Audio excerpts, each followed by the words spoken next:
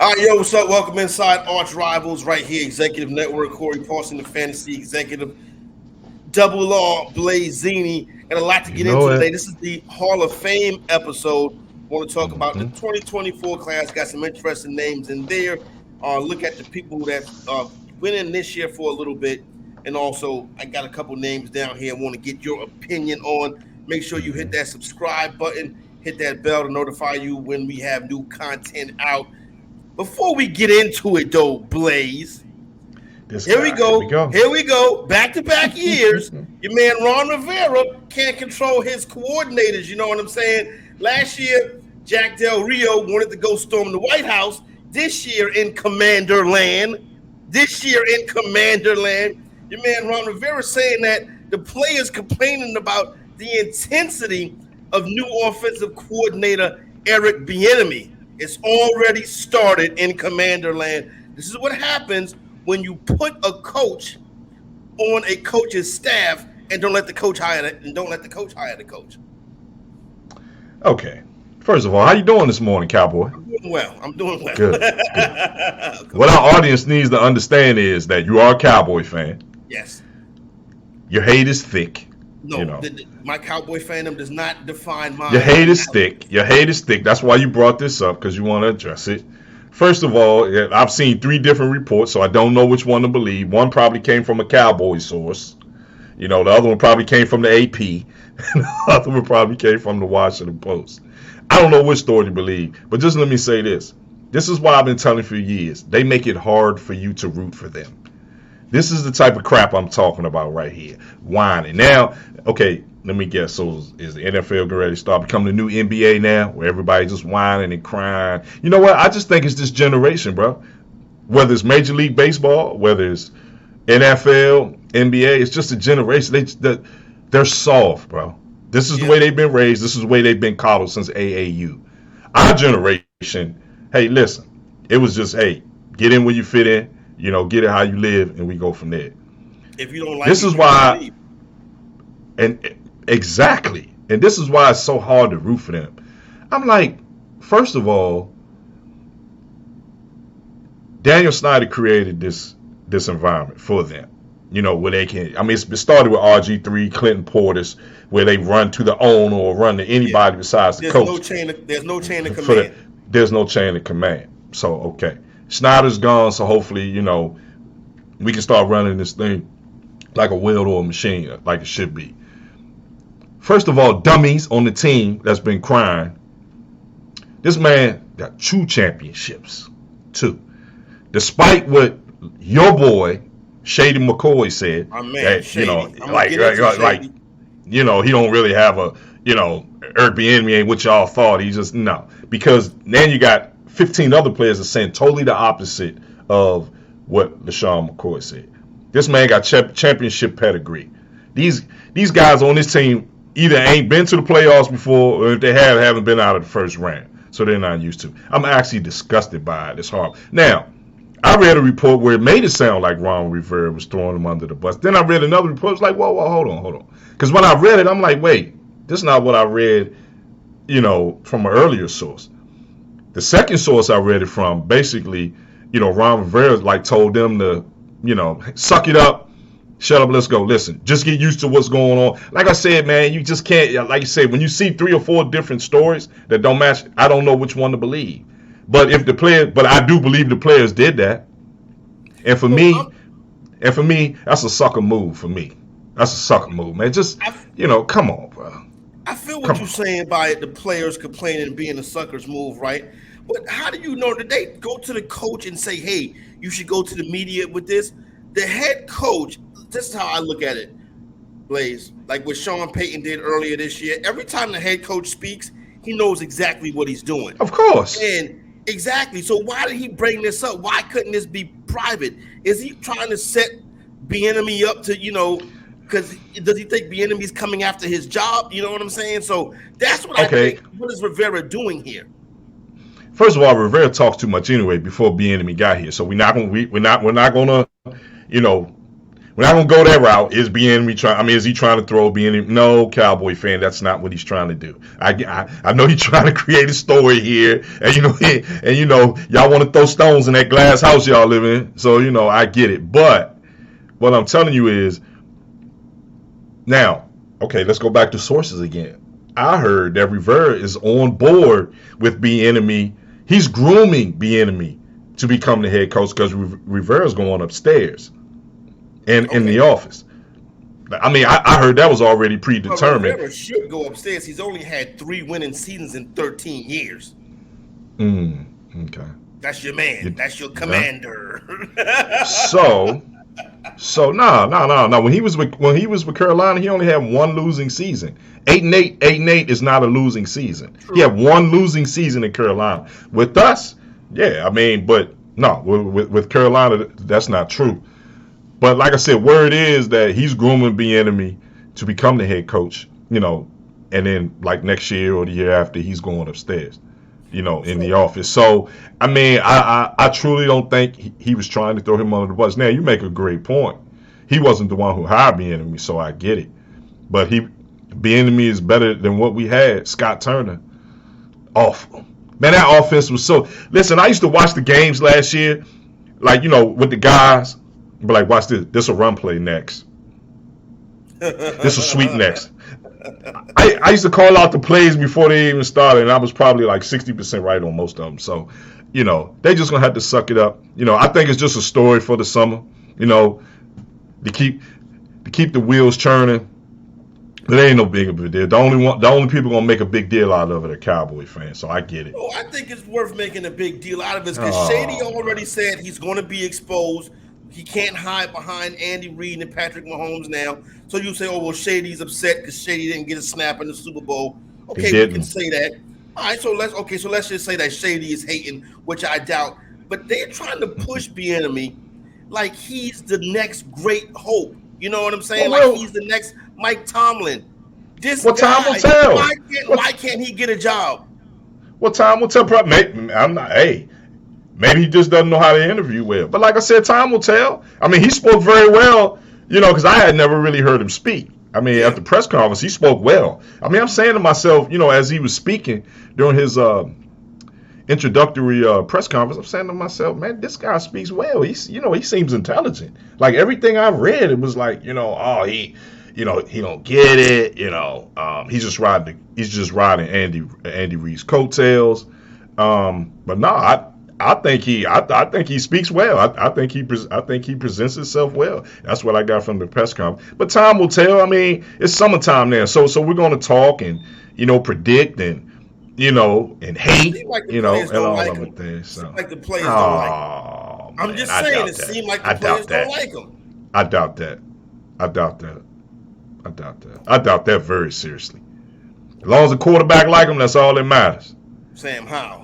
You a Sam Howell guy?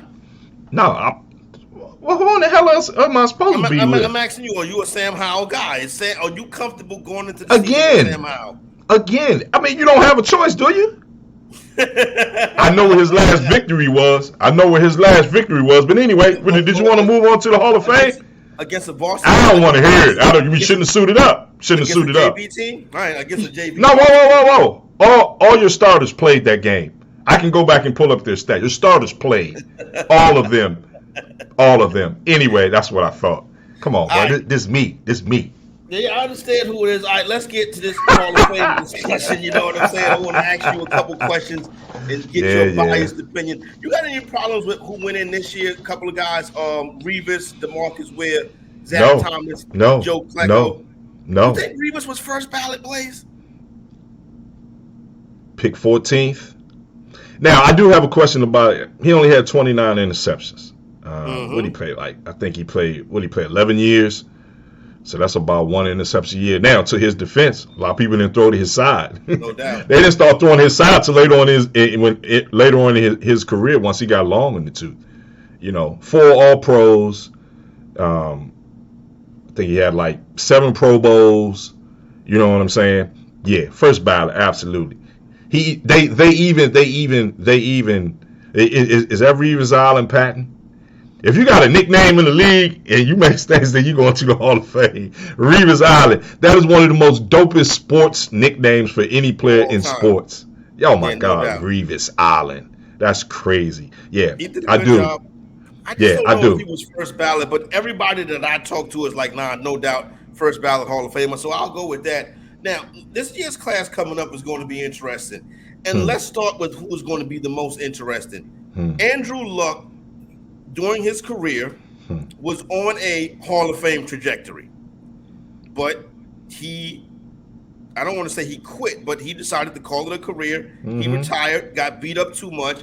My thing is, Andrew Luck's not a Hall of Famer. No, Longevity plays a role in absolutely not. it. Yeah, And you absolutely. look at, okay, for example, let's take the all-time rushing leader. It's Emmitt Smith. Obviously, no doubt. So to me, Emmitt Smith's the NFL's all-time greatest running back. People say, oh, well, what about Barry Sanders? Barry Sanders would have played, he would have had the yards. But Barry Sanders didn't play. Emmitt Smith did. So your Right. ability to be available and play is a part of getting a gold jacket. Oh, okay. I thought you were ready to allude to Barry shouldn't be there. No, I no, was Barry saying, man, definitely there. what? No doubt. But I was to he's not say, in boy, that's some true cowboy hate there, boy. it. No, I wouldn't go that. Andrew Luck. Andrew Luck, 6 years, 4 Pro Bowls, no All Pro teams. Okay. He That's had one AFC. good. Tom He Brady was had the all-pro. he had one good year where one great year. He led the league. I think it's like his third year. He led the league in touchdowns. I think he had like 40. But what people don't understand, he was an interception machine, bro. He was averaging like 12, 13 interceptions a year. Doing a That's lot. a lot. That's a lot. And like his first 2 years, and I get it, because Peyton Manning did the same thing. His first 2 years, I think he threw like 18 interceptions, like a piece. Or like his rookie season, I think he threw 18 interceptions, 18, 19, and then the next year was like 15. Like he never threw under 10 interceptions, I don't believe, Now, a but when you year. look at Luck, right? 171 touchdown passes in 6 years is crazy, though. That's where you can say, well, wait a minute, he could have a case because he did throw a lot of touchdown passes. Like he has more touchdown passes than like Troy Aikman, Joe Theismann, some dudes that are in the Hall of Fame, but it was a Those different era. It guys, wasn't right? passing, Okay, yeah. okay. And to their defense, and for our audience, yes, I am a diehard Skins fan. But as I told Commanders. CP when I first met him, the only player in Cowboy history that I've ever liked and respected is Troy. So, in the defense of Troy and Joe, you gotta remember they were quarterbacks of running teams, though. Yeah, no doubt. The quarterbacks of running teams. Yeah, Troy has some success. He had, and it's funny. I was literally just watching. I don't know if you were watching NFL Network before I came on, but the last Super Bowl y'all won was like 30 years ago. Yeah, I was just watching that. Matter of fact, I What does just this have to do with the conversation? Troy Aikman, because I was just watching Troy Aikman. Yeah, Okay, yeah. okay, I was okay. literally just watching Troy Aikman throw a touchdown pass to Jay Novacek, and I was just saying that was y'all's last Super Bowl. But anyway, I know you don't want to hear that. But anyway, those two guys, they were quarterbacks of running teams, so I get that. I mean, you know what I'm saying? But no, man, I Luck feel you, but shouldn't be yeah, there. 23,000 passing yards. I think it's going to be an interesting debate, but to me, it's not even close. Andrew Mm-hmm. Luck. Now, a player that people don't really consider, and I had to look up the numbers, Blaze. Yo, Julius Peppers was amazing, yo. Why shouldn't he be considered? That's first ballot. I didn't Peppers think in. it just didn't hit me until I looked at his numbers. He is Oh yes, 100% sir. a first ballot Hall of Famer. Fourth all time in sacks. He got more sacks than Chris Doman, Yes. Michael Strahan, Jason Taylor, DeMarcus Ware, Richard Dick, and Jared Allen, who Hold are all in on. the Hall Oh, of Fame. right. And how about 2 Defensive Player of the Year awards? That right there alone. 2 Defensive Player of the Year. 2, not 1, but 2. Come on, man. Yeah, because he played for Carolina all of those years. And then Green Bay. And then in Green Bay. Now, here's the thing, right? So everybody talk about, Des Corded and the egregiousness of the NFL cheating the Dallas Cowboys that year, right? But if you remember that game, it was really Julius Peppers who caused the fumble the drive before that. Yeah. If not, Yeah. Dallas would have had a 14-point lead going into the fourth quarter. But Peppers stripped DeMarco Murray, and that really was the play of the game right there. Mm-hmm. So Peppers is the man. He's nice. And he also has first 6 ballot. touchdowns. 6 That's touchdowns. crazy. 6 touchdowns as a defensive player, crazy. bro. That's crazy. 9 Pro Bowls. 6 touchdowns. That's insane, right? That's what athleticism as a North Carolina. Absolutely. Yeah, that's crazy, man. 3-time first team. Yeah, you don't hit on the Tar Heels, do you? No. Why would I do that? I'm just making sure. I know how you like to hate on things that I like. You know what I'm saying? Why would I hate on the Tar Heels when the greatest player of all time came from there, and that's when I became a fan in his junior year. So that's true. Yeah, The second that's best when I became basketball player ever. That's North Carolina Tar Heel. The second best basketball player ever was the North Carolina Tar Heels. Basketball player. You're a hater, bro.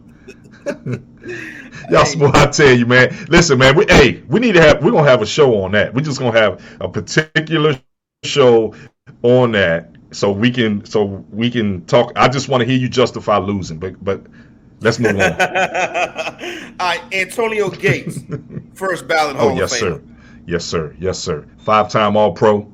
6 seasons he was in the top 10 in touchdowns. 8-time Pro Bowler. He was the go-to man for Phillip Rivers probably for about 3-4 straight years consistently. Absolutely. 116 touchdowns. That's crazy. Crazy. So that's all-time leader in tight end, and that's second in pass catches, period. Mm-hmm. You know what I'm saying? Third tight end all-time in yards. Antonio Gates, like you said, a long time, the go-to guy for Phil Rivers in that Charger offense. Big time. Easy. Nah, he's definitely a first ballot Hall of Famer. You know, I want to go back to Peppers right quick, because when I was looking at the defensive ends and stuff like that, and I'm trying to see, okay, who could be the next guy? You know who I think is going to be a Hall of Famer? Maybe not first ballot, but will get in? Von Miller. You know why he gonna get first ballot from that Super Bowl MVP? First ballot. He probably will. That's true. He probably. I don't know if he's first. It's ballot, different now, man. Hall of Famer. It's different, man. It just seems like they've lightened up the reins a little bit as far as what the requirements are to get in. And, I'm glad you mentioned that. There is no criteria for the Hall of Fame. Like, there's no written set criteria. And I like what Deion Sanders said. Deion Sanders said every gold jacket is not the same. My gold jacket ain't the same as somebody else's gold jacket. And that's right. You know what I'm saying? Because Deion was amazing. And now you get some other cats in the league. I don't want to say Rondé Barber. You look at his metrics, he probably should, but I don't know. Rondé Barber as a first ballot? Yeah, not first ballot, but definitely second. His longevity, he was consistent. He can play, man. He can play. That big interception in that NFC Championship game. NFC Championship game. I mean, but he could play, man. He was consistent, man. Like I say, he never really missed a lot of games. You know what I'm saying? He was a smart player. You know what I'm saying? So, yeah, man. Yeah, maybe second ballot. Yeah. And when I saw the first ballot, I was like, but I mean, it is what it is. I probably would have went second ballot, but does he deserve to be there? Yeah, I believe so. Going back to the tight ends. Next up for tight ends, Jason Witten. Don't hate. Blaze, don't hate. And this is first ballot. Jason Witten's first ballot. Second in tight end yards, you know what I'm saying? Above Antonio Gates. He got all the metrics of the tight ends that's already in. Jason Witten has surpassed those numbers. First ballot Hall of Famer. Dallas Cowboys. Yeah, he probably Cowboys. will. He probably Ring will. of Honor, too. Put him in the Ring of Honor. Yeah. Yeah. You know what I noticed about DeMarcus Ware, though? Just like Revis. You already know. They left them bum teams to go to another team and get a ring. I ain't even mad at them, bro. I ain't even mad at DeMarcus. I ain't even mad at Marcus or Revis. Yeah, I'm glad that DeMarcus Ware did go to Denver and win. He left that trash. He left that trash. And he had Jerry Jones present him at the Hall of Fame. Okay. Despite winning a championship with the Broncos, when it came time, sure, of course, that bust was done by the Dallas Cowboy owner. That's a Dallas Cowboy Hall of Famer, not a Denver Bronco Hall of Famer. And Prime Time is a Cowboy Hall of Famer as well. Right. DeMarcus Ware was a great regular season players. I think that how many times you guys go to playoffs when he was there? He didn't really make an impact in the playoffs for the Cowboys. But like I said, Revis, same thing. He played on a bad Jets, played for a bad Jets organization, went to the Patriots and got a ring. Sometimes you got to do that. But I give Ware and I give Revis respect, because they didn't roll out after like 3 or 4 years. Hey, they gave the organization all they could, got long in the tooth, and was like, yeah, it's time to get out of here. Let me go win a ring. I ain't mad. Right. Let's talk about Jamaal Charles, though. Yeah, let's talk about Jamaal Charles. No. Doesn't? No, I'm saying. Right, no, my bad. I'm saying like no. Second, maybe third, questionable second. Probably never. If they was to build a wing for like fantasy football, he would go in that wing of the Absolutely. But listen, first of all, 10,000 yards rushing is like the minimum for a running back. He doesn't even have 8,000 yards rushing. He was dominant for about 4 seasons in Andy Reid's offense. You know what I mean? He has a couple of All-Pros, second team, third team All-Pros, comeback player of the year after he tore his ACL. But for the most part, a solid career. I know, man. For a dude who plays fantasy, an excellent fantasy running back. Yeah. That threw me off, him being nominated. That threw me off. Yeah, that definitely threw me off. That threw me off. That did. I was like University of Texas, if I'm not mistaken. I know. Yeah, I know. Yeah, but nah. Like you said, questionable second, maybe third ballot, maybe never. Maybe never. Like you said. That might be it, maybe never. Hey, but Blaze, when you look at the running backs, right? So, okay, Frank Gore, when he goes, is first ballot, right? Frank Gore. You know what's funny about Frank Gore? I believe you got to think about Frank Gore. I guess he's a compiler because he played so long. I just, what's funny about Frank Gore with me? I always wonder what was the and listen, and maybe rightfully so deserved, but I always wonder what was the infatuation with him while he was playing. Maybe just because I wasn't a big fan. Like I said, this just could be my personal thing. You know what I'm saying? So, like I said, he was good. Longevity was crazy, but. I don't know, CP. I don't know, man. The thing with Gore is he played in so many games. He did. Played in 241 games. That's a lot. That's insane right there. No question. That's like what? 12, 13, 14 years? That's about 14 years? Something like that. So the next highest person with games played at that position is Emmitt Smith with 226. How many All-Pros Frank Gore got? I'll tell you that right now. Frank Gore as a All-Pro. Frank Gore won. He only All-Pro once. Wow. Yeah, and see, that's what I'm saying. That's what I'm saying, bro. I think it's longevity for Gore. What about yards per carry? Yards per carry, 4.3, not that impressive. Touchdowns, 8. And maybe that's why I wasn't impressed. That's what I'm saying. Not taking anything away from it, Yeah, no touchdowns, 98. You put the receiving touchdowns in there as well, 98. Yeah, he's a compiler, as they say with the baseball players. He compiled so many stats because he played in so many games. All right, but here we go. Now, I know you're going to hate. Next up on the Hall of Fame list, he's got better numbers than Curtis Martin. He's got better numbers than Tony Dorsett. He got better numbers than the Bus. He got better numbers than John Riggins. Shady McCoy. Shady was good for a minute. I don't know if he first ballot. Sheesh. First ballot might be a stretch, but he is a Hall of Famer.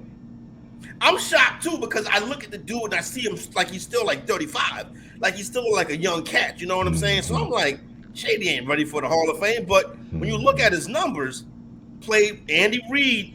You know what I'm saying? That offense, towards the end of his career when he bounced around wasn't much. But when you look at LaShawn McCoy's number, he only played in 170 games. He has been an All-Pro twice.